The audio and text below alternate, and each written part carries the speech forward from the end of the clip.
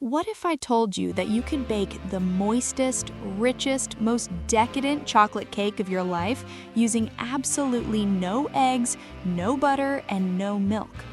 Welcome to the magic of the depression cake. In a world where we often feel we need 1,000 fancy ingredients to create something delicious, this recipe takes us back to basics. It's a piece of history that proves that even in the toughest times, there's always room for something sweet. First, let's look at our pantry. This cake was born in the 1930s when dairy was a luxury. We'll be using flour, sugar, cocoa powder, baking soda, and salt. For our liquids, vegetable oil, vinegar, yes, vinegar, vanilla, and plain water. Simple, right? The process is just as straightforward. We'll mix our dry ingredients, create 3 special wells for our liquids, combine everything, and bake. No fancy mixers required, just a bowl and a whisk. Let's get started. We start with the foundation. Take 1.5 cups of all-purpose flour. Sifting it isn't strictly necessary, but it helps ensure our cake stays light and airy, avoiding any clumps of flour in our final bite. Next, the star of the show, cocoa powder. Use a good quality unsweetened cocoa.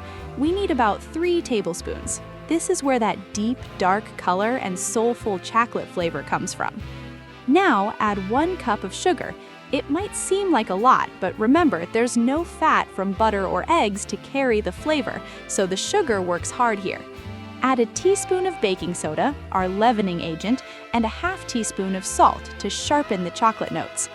Give it a good whisk. You want a uniform, pale brown color. We're aerating the mixture here, making sure the baking soda is evenly distributed so the cake rises perfectly in the oven.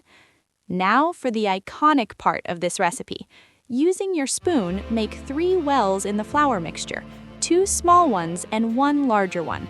This is how they did it nearly 100 years ago, often mixing the cake right in the baking pan to save on washing dishes. In the largest well, pour in 5 tablespoons of vegetable oil. This provides the moisture and that incredible melt-in-your-mouth texture that lasts for days. In the second well, add 1 teaspoon of distilled white vinegar. Don't worry, you won't taste it. The vinegar reacts with the baking soda to create carbon dioxide bubbles, which is exactly why this cake rises without eggs. In the third well, pour in a teaspoon of vanilla extract. This adds that classic aroma that makes your kitchen smell like a professional bakery. Now the final touch, 1 cup of cold water. Pour it gently over everything. You'll see a little bit of fizzing where the vinegar and soda meet. That's the science of baking happening right before your eyes. Whisk it all together. You'll see the batter transform into a beautiful, glossy, dark chocolate ribbon. Don't overmix, just stir until the streaks of flour disappear. The batter will be thinner than a standard cake mix, and that's perfectly normal.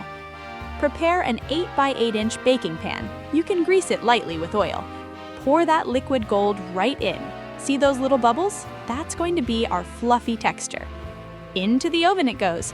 We've preheated it to 350 degrees Fahrenheit or 180 degrees Celsius. It's going to bake for about 30 to 35 minutes. While it bakes, think about the history of this dish. It's also known as wacky cake or war cake. It's a testament to human creativity. It's amazing how such humble ingredients can create something so gourmet. Time's up. Let's do the test. Insert a toothpick into the center. If it comes out clean or with just a few moist crumbs, it's done. The smell is absolutely incredible. Rich, deep cocoa filling the room. Patience is key now. Let the cake cool completely on a wire rack. Because there are no eggs to bind it while hot, it needs a moment to set its structure. For the finishing touch, a simple dusting of powdered sugar. It looks like a light snowfall on a dark landscape. You could also use a simple chocolate glaze, but the sugar keeps it authentic to the era.